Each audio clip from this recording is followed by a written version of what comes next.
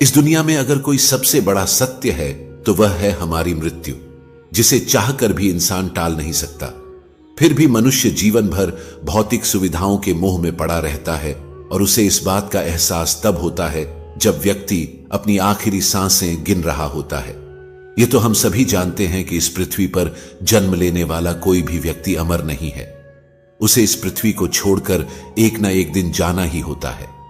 आपने देखा होगा कि हिंदू धर्म में जब भी कोई इस दुनिया को छोड़कर जाता है तो उसके शव का अंतिम संस्कार कर दिया जाता है। लेकिन क्या आपने कभी सोचा है कि शव को अकेला क्यों नहीं छोड़ा जाता? मृतक को नए कपड़े क्यों पहनाए जाते हैं? अंतिम यात्रा में राम नाम सत्य है क्यों बोला जाता? आखिर इस अंतिम यात्रा में मखाने और सिक्के क्यों फेंके जाते हैं? शव यात्रा के आगे मटकी लेकर क्यों चलते हैं? किसी व्यक्ति का दाह संस्कार करने के बाद उसके परिजनों को शमशान घाट की ओर पीछे मुड़कर क्यों नहीं देखना चाहिए?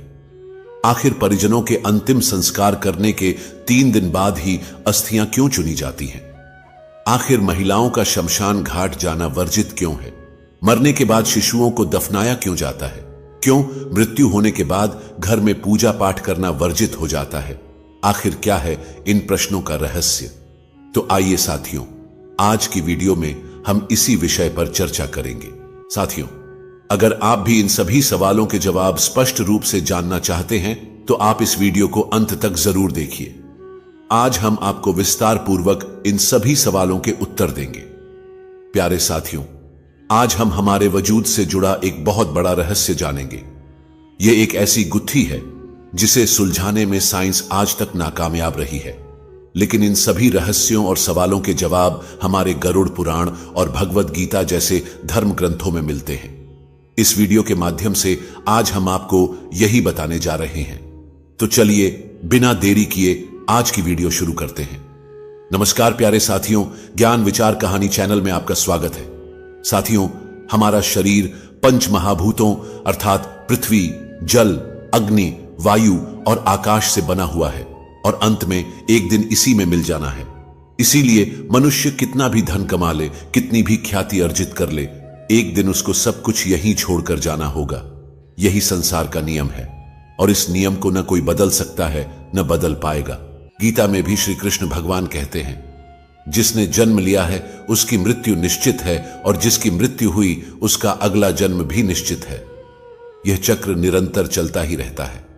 साथियों, आपने यह कहावत तो सुनी ही होगी, यह जीवन तो नश्वर है, यानी कि हम सबको एक न एक दिन इस मृत्यु लोक को छोड़कर जाना ही होगा। इसके बाद भी मनुष्य इस विषय पर बात करने से बचता है और मृत्यु शब्द से भी भय खाता है। शायद इसीलिए महाभारत काल में युधिष्ठिर ने यक्ष से कहा था, दुनिया का सबसे बड़ा आश्चर्य यही है कि मनुष्य रोज किसी न किसी को मरते हुए देखता है, लेकिन स्वयं अपने मरने के बारे में वह कभी नहीं सोचता, जबकि मौत तो एक दिन उसकी भी होनी ही है। प्यारे साथियों, पहले हम यह जानने का प्रयास करेंगे कि मृत्यु होने के बाद मृत शरीर को यानी कि शव को अकेला क्यों नहीं छोड़ा जाता। प्यारे साथियों, आप और हम जिस लोक में रहते हैं उसे मृत्यु लोक कहा जाता है। मृत्यु लोक में मृत्यु के बाद अंतिम संस्कार से जुड़ी ऐसी कई बातें हैं जो हम नहीं जानते। मृत्यु लोक से मृत व्यक्ति के शव को विदा करने के कुछ नियम बनाए गए हैं, जिनका आधार आध्यात्मिक होने के साथ साथ वैज्ञानिक भी है। अगर आपने गौर किया हो तो यदि किसी व्यक्ति की मृत्यु सूर्यास्त के बाद होती है तो उसके परिजन रात बीतने का इंतजार करते हैं और अगले दिन जाकर ही शव को जलाते हैं। यदि शव को रात भर रखना पड़े तो उस दौरान जानकार लोग शव को अकेले नहीं छोड़ते, बल्कि कोई न कोई व्यक्ति शव के पास पूरी रात भर रहता है और सुबह दाह संस्कार पूर्ण होने तक शव की देखभाल करता है। प्यारे साथियों, पहले संक्षेप में यह जान लेते हैं कि किन परिस्थितियों में शव का दाह संस्कार नहीं करना चाहिए। गरुड़ पुराण में इस बात का भी स्पष्ट वर्णन है कि इन 3 स्थितियों में शव का दाह संस्कार उचित समय के लिए टाल देना चाहिए। पहली परिस्थिति, यदि व्यक्ति की मृत्यु सूर्यास्त के बाद होती है तो शव को रात भर घर में ही रखना चाहिए और अगले दिन सूर्योदय के बाद ही शव का दाह संस्कार करना चाहिए, अन्यथा आत्मा को सद्गति प्राप्त नहीं होती। दूसरी परिस्थिति, यदि किसी व्यक्ति की मृत्यु पंचक काल में होती है तो उस व्यक्ति के घर, परिवार, कुल या खानदान में 5 अन्य लोगों की भी मृत्यु हो सकती है। इसलिए धर्मशास्त्र के ज्ञानी इस समस्या के समाधान के रूप में आटे या पवित्र सूखी घास से 5 पुतले बनाते हैं और उन्हें शव के साथ ही अर्थी पर रखकर पूरे विधि विधान से पंचक दोष समाप्त करते हैं। इसके बाद ही अंतिम संस्कार किया जाता है। पंचक काल में अंतिम संस्कार किए जाने से आत्मा को मोक्ष प्राप्त नहीं हो सकता। तीसरी परिस्थिति, शव का अंतिम संस्कार तब नहीं करना चाहिए जब मृत व्यक्ति का पुत्र मुखाग्नि देने के लिए उपस्थित न हो और वह यात्रा करके पहुंचने वाला हो। पुराणों में इस बात को बहुत ही महत्वपूर्ण माना गया है कि यदि मुखाग्नि पुत्र के हाथों से दी जाए तो आत्मा को सद्गति प्राप्त होती है। साथियों, अब बिना देर किए यह भी जान लेते हैं कि मृत्यु के बाद शव को अकेला क्यों नहीं छोड़ना चाहिए। इसके पीछे क्या मान्यताएं और वैज्ञानिक तथ्य हैं? मृत्यु के बाद आत्मा 13 दिनों तक घर में निवास करती है। गरुड़ पुराण में बताया गया है कि मृतक का शव पूजनीय हो जाता है। ऐसे में दाह संस्कार से पहले शव को अकेला नहीं छोड़ा जाना चाहिए, अन्यथा यह आत्मा का अपमान होता है। गरुड़ पुराण में यह भी लिखा है कि यदि शव को चींटियां, कीड़े मकोड़े, कुत्ते या बिल्ली इत्यादि से हानि होती है तो ऐसे ही कष्ट आत्माओं को यमलोक के मार्ग में भी झेलने पड़ते हैं। इसलिए परिवारजनों की यह जिम्मेदारी बनती है कि मृतक के शरीर की सुरक्षा करें। रात के समय तामसिक शक्तियां अधिक प्रबल होती हैं। जब शरीर से आत्मा निकल जाती है तो शरीर निर्जीव हो जाता है। ऐसी स्थिति में अन्य बुरी शक्तियां शरीर को अपने वश में करने का प्रयास कर सकती हैं। इसकी संभावना को खत्म करने के लिए किसी व्यक्ति का मृतक के शरीर के पास रहना आवश्यक होता है। यदि वैज्ञानिक कारण की बात करें तो विज्ञान कहता है कि जिस क्षण आत्मा शरीर को छोड़कर अलग होती है उसी क्षण से शरीर का क्षय शुरू हो जाता है। इससे मृत शरीर से दुर्गंध आने लगती है।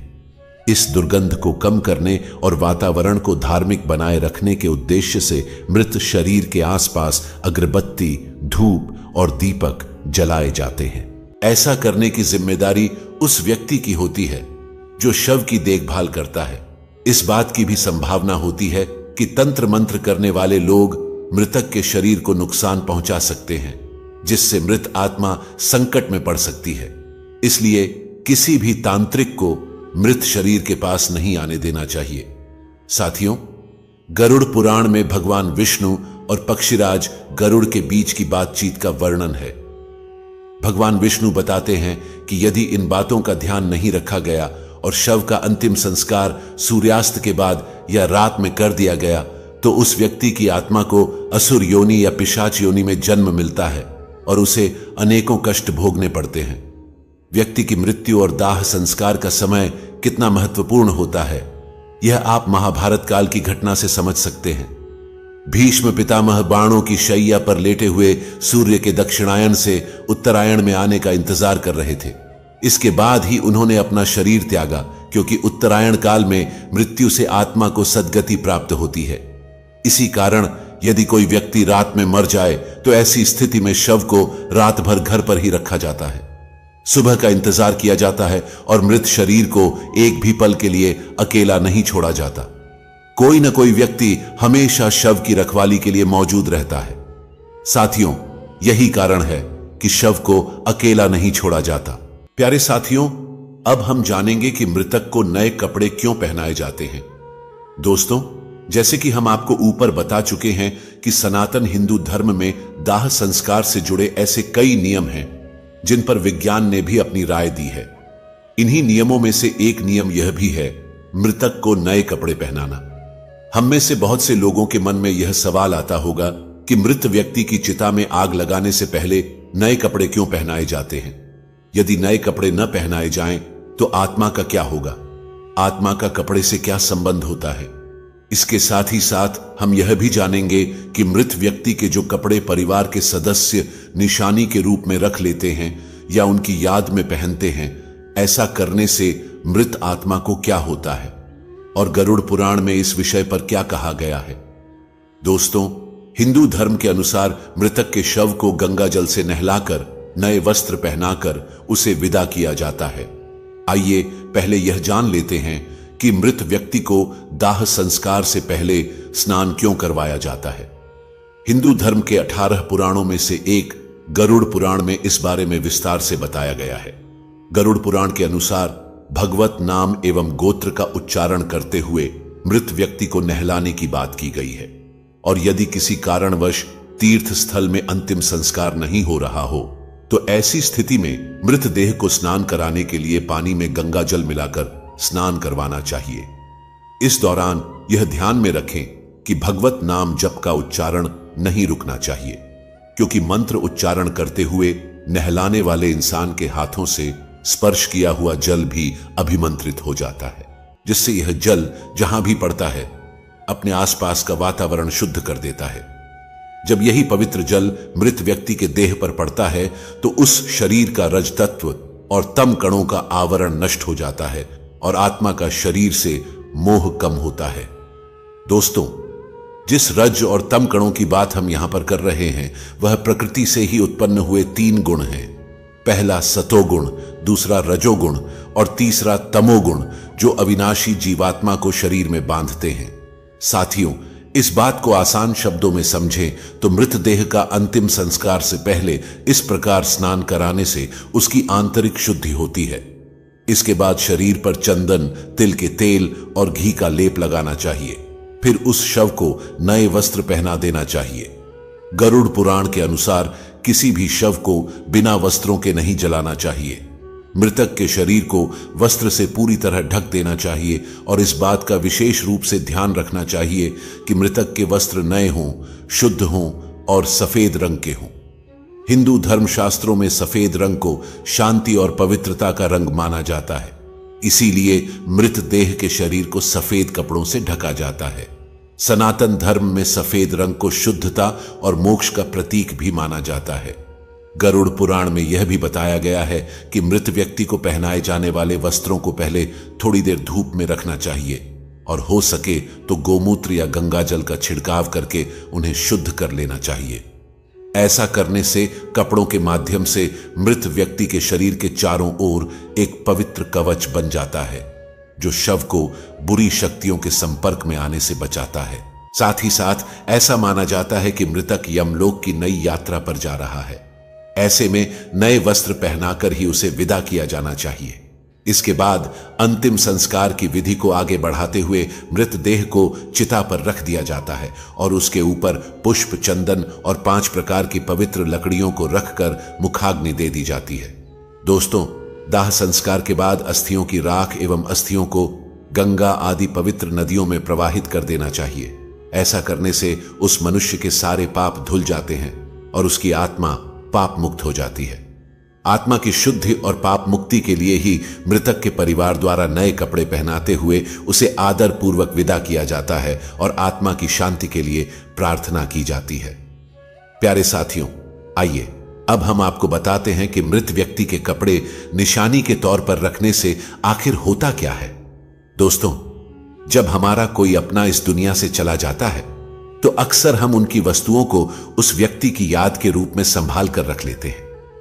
इन वस्तुओं में आमतौर पर कपड़े और उस व्यक्ति की पसंदीदा चीजें भी होती हैं। कई बार ऐसा भी होता है कि मृतक के कपड़े उनके घर वाले पहन लेते हैं, लेकिन ऐसा कभी नहीं करना चाहिए। सनातन धर्म के अनुसार मृत व्यक्ति के कपड़े पहनने की सख्त पाबंदी है। मान्यता है कि मृतक की आत्मा का अपनी चीजों से जुड़ाव बना रहता है और मृतक के कपड़ों को पहनने से आत्मा का हमारी तरफ आकर्षण बढ़ता है, जिससे मोक्ष प्राप्ति में हानि होती है। ऐसा भी माना जाता है कि अगर कोई उस मृत व्यक्ति के कपड़े पहनता है तो वह उस व्यक्ति से जुड़ी यादों से बाहर नहीं आ पाता है। इसीलिए अगर हम किसी मृत व्यक्ति का सामान अपने इस्तेमाल में लाते हैं तो यह हमें मानसिक रूप से कमजोर बनाता है, क्योंकि हम उस व्यक्ति के न होने के दुखद क्षण को भूल नहीं पाते और वह व्यक्ति हमें बार बार याद आता रहता है। इसीलिए कहा जाता है कि आपको मृतक की कोई भी वस्तु या कपड़े आदि उपयोग की हुई चीजें इस्तेमाल में नहीं लानी चाहिए। इन्हें हमेशा दान कर देना चाहिए। प्यारे साथियों, अब तक हमने जाना कि मृतक को नए कपड़े क्यों पहनाए जाते हैं, और अब हम जानेंगे कि अंतिम यात्रा में राम नाम सत्य है यह क्यों बोला जाता है। अंत में हम बताएंगे कि शव यात्रा में मृत व्यक्ति के ऊपर मखाने और सिक्के क्यों फेंकते हैं। साथियों, हिंदू धर्म में आपने देखा होगा, मृत्यु के बाद जो लोग व्यक्ति की अंतिम यात्रा में जाते हैं, पूरे रास्ते भर राम नाम सत्य है, राम नाम सत्य है बोलते रहते हैं। क्या आपको पता है कि ऐसा क्यों कहा जाता है? अंतिम यात्रा के दौरान राम का ही नाम क्यों लिया जाता है? आखिर क्यों महादेव भी राम नाम की महिमा का गुणगान करते हैं? साथ ही हम यह भी देखेंगे कि कैसे राम नाम के जाप का चमत्कारिक प्रभाव आपके जीवन पर पड़ता है, कैसे राम नाम के प्रभाव से वाल्मीकि जैसे एक साधारण डाकू त्रिकालदर्शी महर्षि वाल्मीकि बन जाते हैं और रामायण जैसे महाकाव्य की रचना करते हैं। साथियों, गोस्वामी तुलसीदास जी ने अपनी एक चौपाई में कहा है, तुलसी अपने राम को रीझ भजो या खींच, भौम पड़ा जामे सभी उल्टा सीधा बीज। इस चौपाई का अर्थ है कि राम का नाम जैसे भी लिया जाए, चाहे प्रेम से या गुस्से से, यह ठीक वैसे ही फल देगा जैसे कि खेत में पड़ा बीज, चाहे उल्टा हो या सीधा पौधा बनकर फल देता है। तुलसीदास जी से एक भक्त ने पूछा था कि जब मन भक्ति करने का नहीं करता तब भी मंत्र जाप करने से क्या फल मिलता है? तुलसीदास जी ने कहा कि जैसे जमीन में बीज बोने के समय यह नहीं देखा जाता कि बीज उल्टे पड़े हैं या सीधे, लेकिन समय आने पर सभी बीज अंकुरित हो जाते हैं और सभी उल्टे सीधे बीजों से फसल तैयार हो जाती है। इसी तरह राम नाम का जाप कैसे भी किया जाए, उसका फल अवश्य ही मिलता है। दोस्तों, पद्म पुराण में एक प्रसंग मिलता है। एक बार माता पार्वती ने महादेव से पूछा कि आप किसका ध्यान करते हैं? इसके उत्तर में महादेव कहते हैं, राम राम रामेति रमे रामे मनोरमे सहस्र नाम तत्तुल्यम राम नाम वरानने। इसका अर्थ है, राम का नाम पर ध्यान करने से मेरा मन राम की दिव्य चेतना में लीन हो जाता है, जो कि दिव्य है। यह राम नाम विष्णु सहस्त्र नाम के तुल्य है, अर्थात भगवान विष्णु के हजारों नामों के बराबर है। एक बार भगवान शिव ने अपनी पार्वती जी से अपने ही साथ भोजन करने का अनुरोध किया। भगवती पार्वती जी ने यह कहकर टाला कि वे विष्णु सहस्त्र नाम का पाठ कर रही हैं। थोड़ी देर तक प्रतीक्षा करके शिवजी ने जब पुनः पार्वती जी को बुलाया, तब भी पार्वती जी ने यही उत्तर दिया कि वे विष्णु सहस्त्र नाम के पाठ के विश्राम के पश्चात ही आ सकेंगी। शिवजी को शीघ्रता थी, भोजन ठंडा हो रहा था, अतः भगवान शिव ने कहा, पार्वती राम राम कहो। एक बार राम कहने से विष्णु सहस्त्र नाम का संपूर्ण फल मिल जाता है, क्योंकि श्री राम नाम ही विष्णु सहस्त्र नाम के तुल्य है। इस प्रकार शिवजी के मुख से राम इस 2 अक्षर के नाम का विष्णु सहस्त्र नाम के समान सुनकर राम नाम का जप करके पार्वती जी ने प्रसन्न होकर शिवजी के साथ भोजन किया। भगवान शिव पार्वती जी से कहते हैं, पार्वती, श्री राम नाम का जाप जागृत, स्वप्न और सुषुप्ति इन तीनों अवस्थाओं में करना चाहिए। पार्वती, मैं भी इन्हीं मनोरम राम नाम में रमता हूं। भक्तों, अब जानेंगे राम का अर्थ क्या है। राम का अर्थ है प्रकाश, किरण एवं आभार। जैसे शब्दों के मूल में राम है, रा अक्षर का अर्थ है आभा और मां अक्षर का अर्थ है मैं या मेरा, तो राम शब्द का अर्थ हुआ मेरे भीतर का प्रकाश अथवा मेरे हृदय में प्रकाश। धर्म ग्रंथों में यह भी बताया गया है कि जिस तरह मृत्यु एक अटल सत्य है, ठीक उसी तरह इस संसार में राम का नाम भी सर्वथा सत्य है। दोस्तों, अंतिम यात्रा के दौरान राम नाम सत्य है का नारा लगाने का मतलब मृतक को सुनाना नहीं होता, बल्कि इसका उद्देश्य चल रहे परिजनों और मित्रों को यह समझाना होता है कि जिंदगी में और जिंदगी के बाद भी केवल राम नाम ही सत्य है, बाकी सब व्यर्थ है। महाभारत में भी राम नाम की महिमा के ऊपर एक प्रसंग मिलता है, जिसमें युधिष्ठिर यह बताते हैं कि अंतिम यात्रा के दौरान राम नाम सत्य का नारा क्यों लगाया जाता है।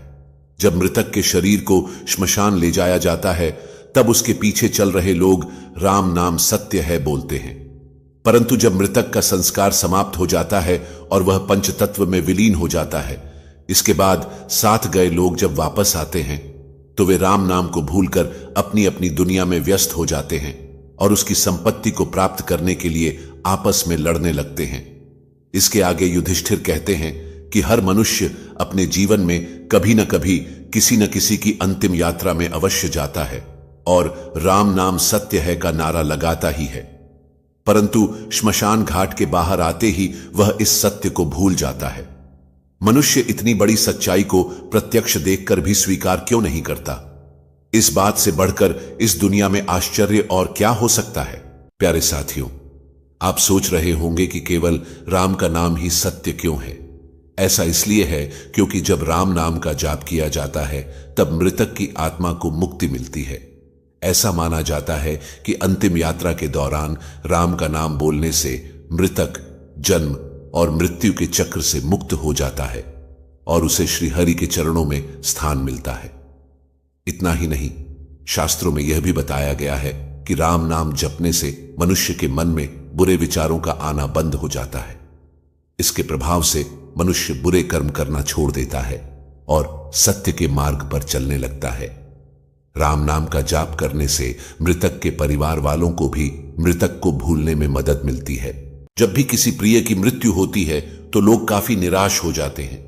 ऐसी स्थिति में एक राम नाम ही वह मंत्र है जो उन्हें दुख की घड़ी से बाहर निकालने में मदद करता है। साथियों, आपको और हमें राम का नाम एक सामान्य नाम जैसा लग सकता है, लेकिन जब आप इसी शब्द को रामायण के संदर्भ से देखेंगे तो राम नाम बहुत विस्तृत हो जाता है। राम नाम का प्रभाव इतना है कि वाल्मीकि जैसे खूंखार डाकू को महर्षि बना सकता है।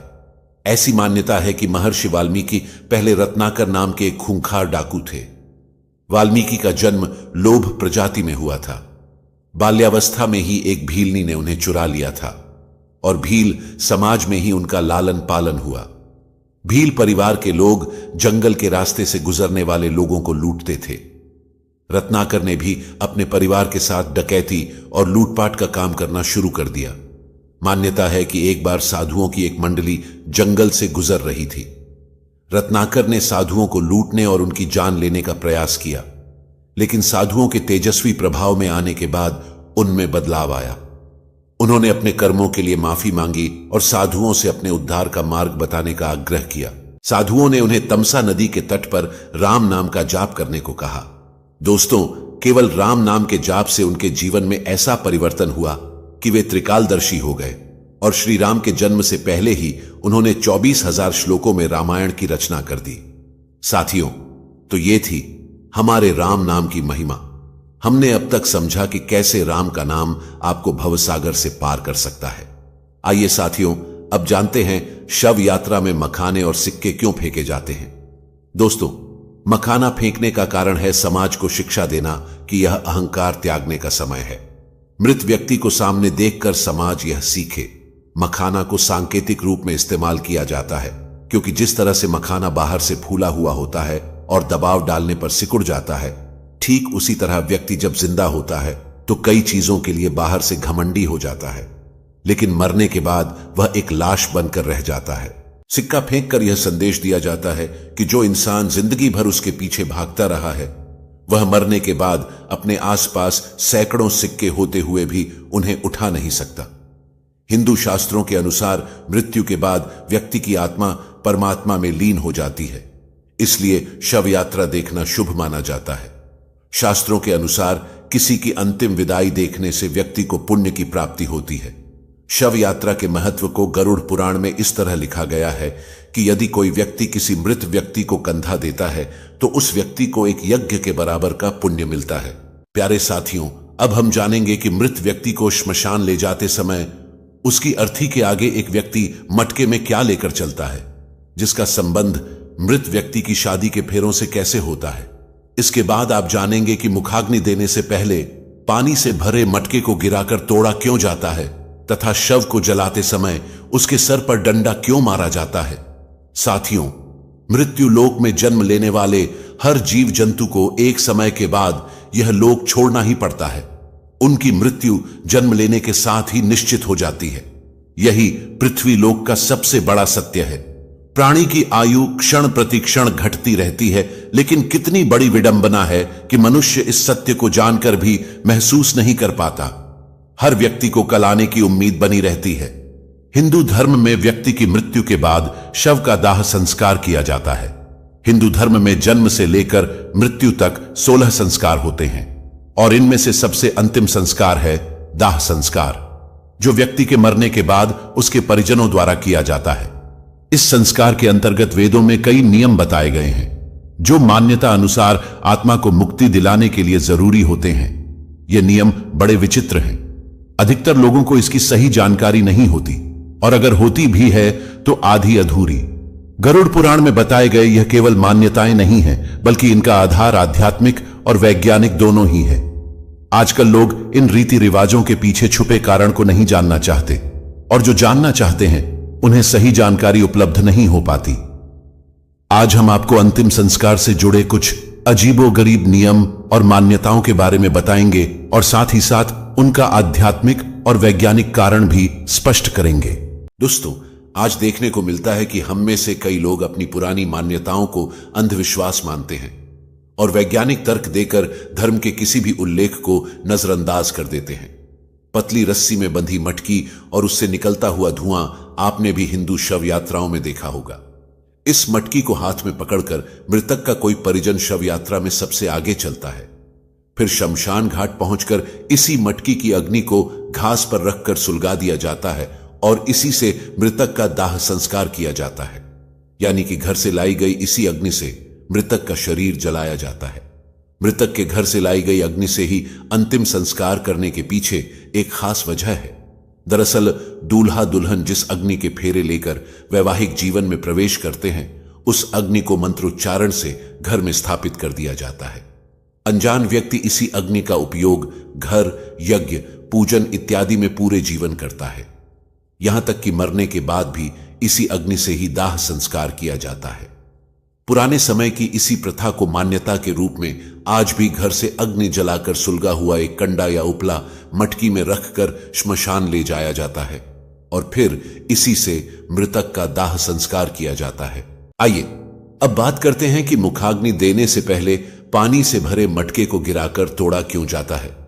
दोस्तों, अंतिम संस्कार के दौरान शव को चिता पर लिटाकर मृत व्यक्ति का पुत्र या कोई अन्य परिजन पानी से भरा घड़ा अपने कंधे पर रखकर चिता के चारों तरफ परिक्रमा करता है।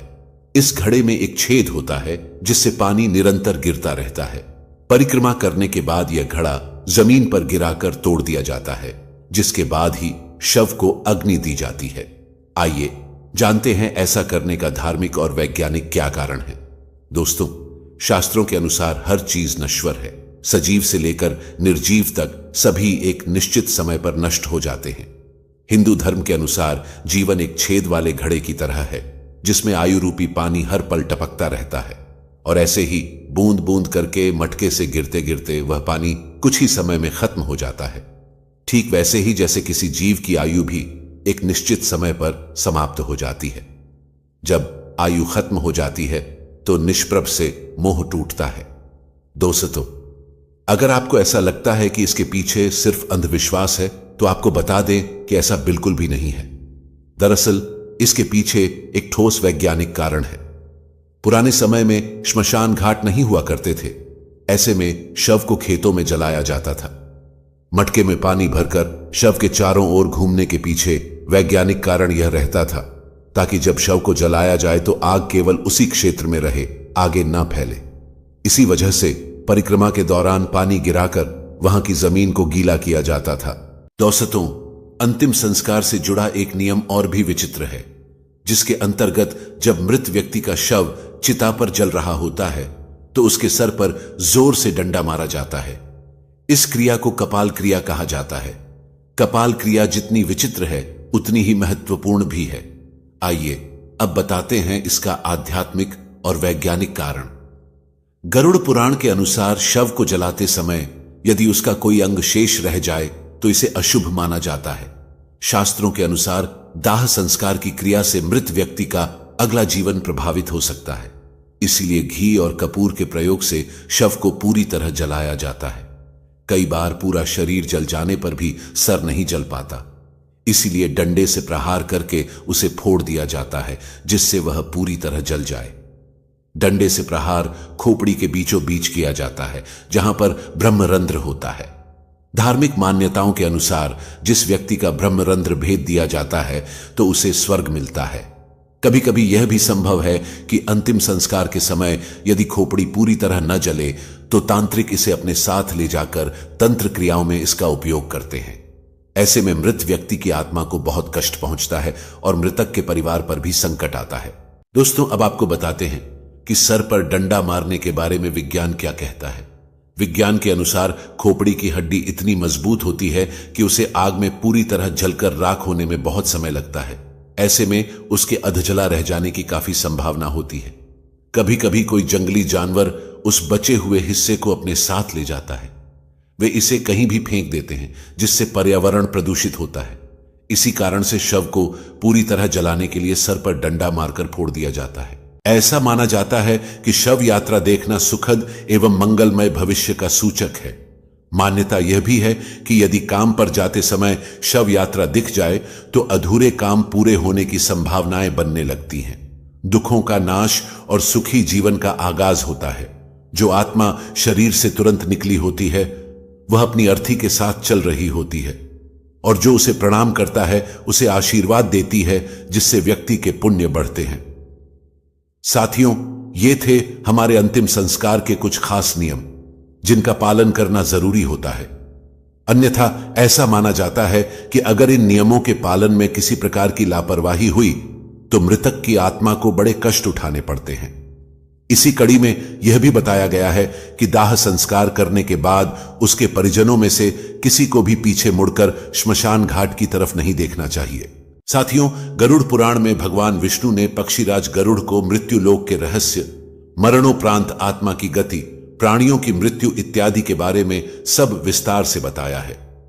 मृत व्यक्ति के शरीर को छोड़ने के बाद आत्मा कब, कितने समय, कहां रहती है, इस बारे में बताते हुए भगवान विष्णु ने यह भी बताया है कि किसी व्यक्ति का दाह संस्कार करने के बाद उसके परिजनों अर्थात परिवार वालों को श्मशान घाट की ओर पीछे मुड़कर कभी नहीं देखना चाहिए।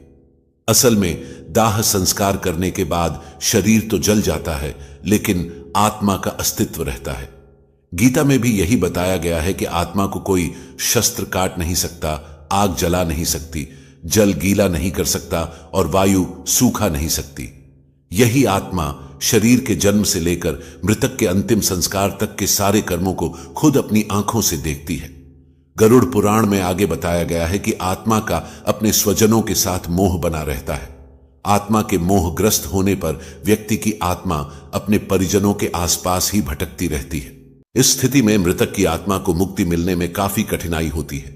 इसीलिए ऐसी स्थिति में इस मोह का टूटना बहुत जरूरी है, क्योंकि अगर ऐसा नहीं हो तो मृतक की आत्मा का परलोक गमन नहीं हो पाता और वह प्रेत योनि में ही बंध कर रह जाती है। मृतक की आत्मा और परिजनों के मध्य इस मोह को तोड़ने के लिए यह स्पष्ट आदेश है कि दाह संस्कार के बाद कोई भी स्वजन पीछे मुड़कर न देखे, जिससे मृतक की आत्मा को ऐसा लगे कि उसके परिजन अब उससे मोह नहीं करते और वे उसे अग्नि को समर्पित कर अपने सांसारिक जीवन में वापस जाना चाहते हैं। परंतु यदि किसी ने पीछे मुड़कर देखा तो मृतक की आत्मा को यह लगेगा कि परिजनों के अंदर अभी भी मृत व्यक्ति के प्रति बहुत लगाव है और वह आत्मा वापस लौटने का प्रयास करती है।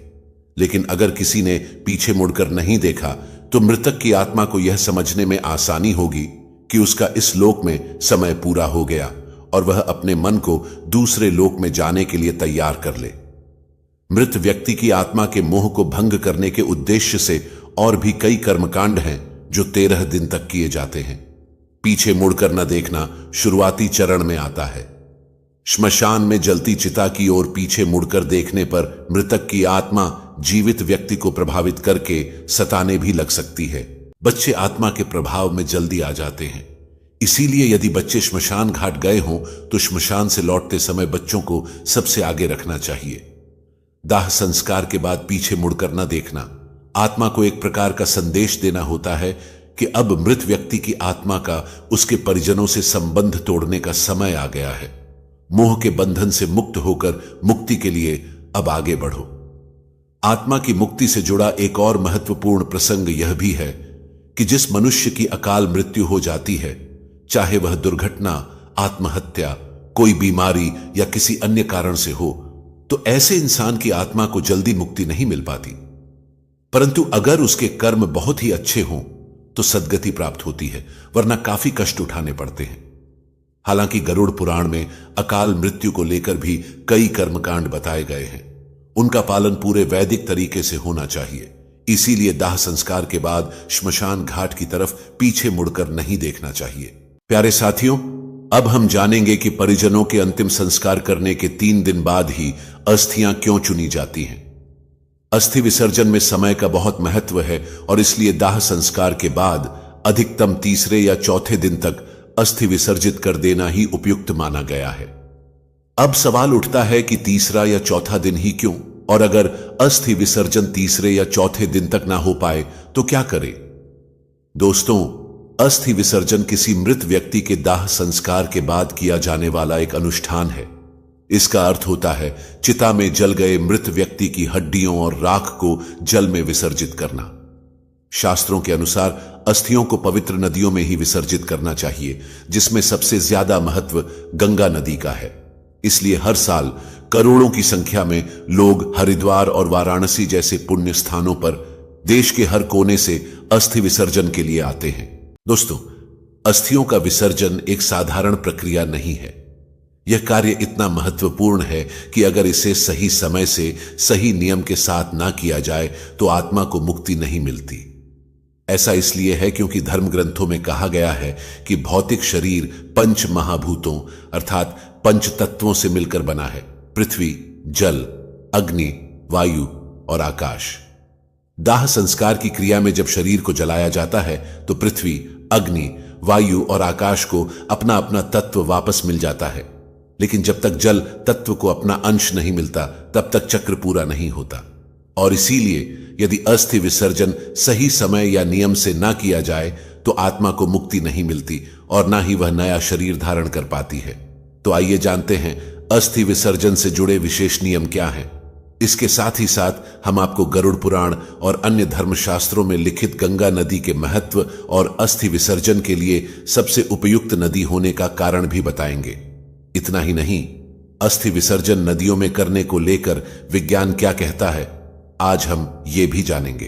प्यारे साथियों, हमारे हिंदू धर्म के 18 पुराणों में से एक गरुड़ पुराण में मनुष्य के जन्म और मरण से संबंधित समस्त रहस्यों का वर्णन किया गया है। और इन्हीं विचित्र रहस्यों में है 3 दिन तक अस्थि संचयन करने का सही कारण। इसके अनुसार मृत्यु होने के दूसरे, तीसरे या चौथे दिन तक अस्थि संचयन अर्थात अस्थियों को इकट्ठा कर लेना चाहिए। इसके बाद इन अस्थियों का विसर्जन 10 दिनों के भीतर ही कर देना चाहिए। आज समाज के बहुत से लोग इसका पालन भी करते हैं, लेकिन इसके पीछे का असली रहस्य केवल कुछ लोगों को ही पता है। गरुड़ पुराण में स्पष्ट लिखा है कि जिस व्यक्ति ने चिता को आग लगाई हो उसे अस्थियों का संचयन चौथे दिन करना चाहिए, और अन्य लोग जिन्होंने चिता को मुखाग्नि नहीं दी है उन्हें अस्थियों का संचयन दूसरे या तीसरे दिन ही कर लेना चाहिए। धर्मशास्त्रों के अनुसार अंतिम संस्कार के 3-4 दिन के भीतर ही अस्थि एकत्रित कर लेना चाहिए, क्योंकि दाह संस्कार के दौरान मंत्रों के उच्चारण से अस्थियों में आकाश एवं तेज तत्वों की संयुक्त ऊर्जा विद्यमान हो जाती है। इसका प्रभाव 3-4 दिनों के उपरांत कम होने लगता है, जिससे अस्थियों के चारों ओर निर्मित सुरक्षा कवच की क्षमता भी कम पड़ने लगती है। ऐसे में अनिष्ट शक्तियां या प्रेतात्माएं जो श्मशान घाट में विचरण करती रहती हैं, अस्थियों पर कब्जा करके जीव को कष्ट देती हैं, और ऐसा भी संभव है कि वह अनिष्टकारी शक्तियां उसके माध्यम से मृतक के परिजनों को भी कष्ट देने का प्रयत्न करें। इसलिए ऐसी स्थिति उत्पन्न होने से पहले ही अस्थियों को श्मशान घाट से हटा लिया जाता है। लोगों का मानना है कि जिस व्यक्ति ने मुखाग्नि दी होती है उसे श्मशान या अन्य अपवित्र स्थानों पर नहीं जाना चाहिए, क्योंकि वहां अनिष्टकारी शक्तियां उसको नुकसान पहुंचा सकती हैं। इसलिए आजकल आप लोगों ने भी देखा होगा कि मृतक के परिजन चिता की अग्नि शांत होते ही राख और अस्थियां लेकर घर लौट जाते हैं, जो कि व्यावहारिक दृष्टिकोण से सही भी लगता है। इसका एक कारण यह भी है कि आजकल श्मशान घाट पर एक के बाद एक कई चिताएं जलाई जाती हैं। लोगों को चिता जलाने के लिए जगह ही नहीं मिलती। इसलिए संभव है कि यदि चिता की राख को 3 दिन तक छोड़ दिया जाए तो शायद 3 दिन बाद ना तो अस्थियां मिलेंगी और ना ही राख, और अगर राख मिल भी गई तो वह आपके परिजन की है या किसी और व्यक्ति की राख से मिल गई है, यह पता ही नहीं चलेगा। इसलिए पुराने समय में अस्थि संचयन के लिए 3-4 दिन इंतजार करने की बात तो ठीक है, लेकिन आज के परिप्रेक्ष्य में ऐसा कर पाना थोड़ा मुश्किल जरूर है। लेकिन दोस्तों, अस्थियां एकत्रित करने से पहले यह जान लेना जरूरी है कि जहां शव को अग्नि दी गई थी, अस्थियों को वहां से लाने से पहले विधिवत पूजा करना अनिवार्य है। फिर अस्थियों का संचयन करके उसे मिट्टी के पात्र में रखकर सफेद कपड़े से ढककर गंगा घाट ले जाना चाहिए। इसके पश्चात अस्थियों को दूध एवं जल से ढुलकर चंदन लगाकर एक दोने में रखकर गंगा जी में विसर्जित कर देना चाहिए। जिस मृत प्राणी की अस्थि 10 दिन के अंतर्गत गंगा में विसर्जित हो जाती है, उसका ब्रह्मलोक से कभी भी पुनरागमन नहीं होता। गंगा जल में मनुष्य की अस्थि जब तक रहती है, उतने 1000 वर्षों तक वह स्वर्गलोक में विराजमान रहता है। एक बात और है जो आपको ध्यान में रखना चाहिए। जिस दिन अंतिम संस्कार किया गया हो, उस दिन से लेकर अगले 13 दिनों तक, जब तक आत्मा के निमित्त किए जाने वाले श्राद्ध और पिंडदान पूरा नहीं हो जाता, तब तक घर में पवित्रता का वातावरण बनाकर रखना चाहिए। मुख्य रूप से उस व्यक्ति को जिसने चिता को मुखाग्नि दी हो। इस अशौच काल के दौरान घर में पूजा पाठ या कोई मांगलिक कार्यक्रम इत्यादि नहीं किया जाना चाहिए। इसके साथ ही घर के सारे सदस्यों को शारीरिक संबंध बनाने से भी दूर रहना चाहिए। इस दौरान मृतक को शुद्धता से बनाए गए उसकी रुचि का खाना और पानी पूरे 13 दिनों तक पीपल के पेड़ में बंधे मिट्टी के बर्तन में हर रोज देना चाहिए। इसके अलावा यह भी बताया गया है कि मृत्यु के दिन से 10 दिन तक किसी योग्य ब्राह्मण से गरुड़ पुराण सुनना चाहिए, और यह पाठ उसी स्थान पर करें जहां अंतिम बार मृत व्यक्ति के शव को रखा गया था। साथ ही इसका भी ध्यान रखें कि यह पाठ सूर्यास्त से पहले ही खत्म हो जाए। धर्मशास्त्रों के अनुसार यदि किसी कारण अस्थि विसर्जन 10 दिनों तक ना हो पाया हो, तो अस्थि विसर्जन तीर्थ श्राद्ध पूर्ण होने के बाद ही किया जाना चाहिए। चलिए अब जानते हैं कि गंगा जैसी पवित्र नदियों में ही अस्थियों को विसर्जन क्यों किया जाता है। दोस्तों, मां गंगा में अस्थियों के विसर्जन को लेकर कई कथाएं प्रचलित हैं। इससे जुड़ी पौराणिक मान्यताओं की एक कहानी आप में से कुछ लोगों को शायद पता होगी। अगर नहीं तो आइए जानते हैं। इस पौराणिक कथा के अनुसार राजा शांतनु और मां गंगा का विवाह हुआ। जब मां गंगा से राजा के पुत्र पैदा हुए तो एक एक करके पूरे 7 पुत्रों को माता गंगा ने गंगा नदी में प्रवाहित कर दिया। राजा यह सब देखकर भी वचन में बंधे होने के कारण मां गंगा को नहीं रोक सके। लेकिन जब 8वें पुत्र की बारी आई तो उन्होंने ऐसा करने की वजह पूछी, जिस पर मां गंगा ने उत्तर दिया कि जिन 7 बच्चों को उन्होंने गंगा नदी में प्रवाहित किया था, वे सब देवता थे जो श्राप के कारण मृत्यु लोक में जन्मे थे। उनके उद्धार के लिए गंगा नदी में विसर्जित करना ही एकमात्र उपाय था। इसी मान्यता के अनुसार अस्थियों को गंगा नदी में विसर्जित किए जाने का प्रचलन शुरू हुआ। विज्ञान के अनुसार अस्थि विसर्जन नदियों में होने के कुछ लाभ भी हैं। इससे जल को पोषक तत्व मिलते हैं, मृदा की उर्वरा शक्ति बढ़ती है जो खेती के लिए अच्छा है। अस्थि विसर्जन से पानी की गुणवत्ता में भी सुधार होता है। तो दोस्तों, आशा है कि आपको यह बात समझ में आ गई होगी कि धर्म ग्रंथों में अस्थियों का संचयन 3 दिन के अंदर ही किए जाने के लिए क्यों कहा गया है, और फिर उन अस्थियों को गंगा नदी में ही प्रवाहित करने को इतना महत्व क्यों दिया गया है। प्यारे साथियों, आज के लिए बस इतना ही। उम्मीद करते हैं हमारे द्वारा दी गई जानकारी आपको पसंद आई होगी। साथियों, अगर यह वीडियो आपको पसंद आई हो तो लाइक और शेयर जरूर कीजिएगा। अगर आपने हमारे चैनल को सब्सक्राइब नहीं किया है तो जरूर करिए। फिर मिलेंगे साथियों अगले वीडियो में एक नई सीख के साथ। तब तक के लिए अपना ख्याल रखिए और हमेशा मुस्कुराते रहिए। और हां, वीडियो को अंत तक देखने के लिए आपका बहुत बहुत धन्यवाद। जय श्री राधे कृष्ण।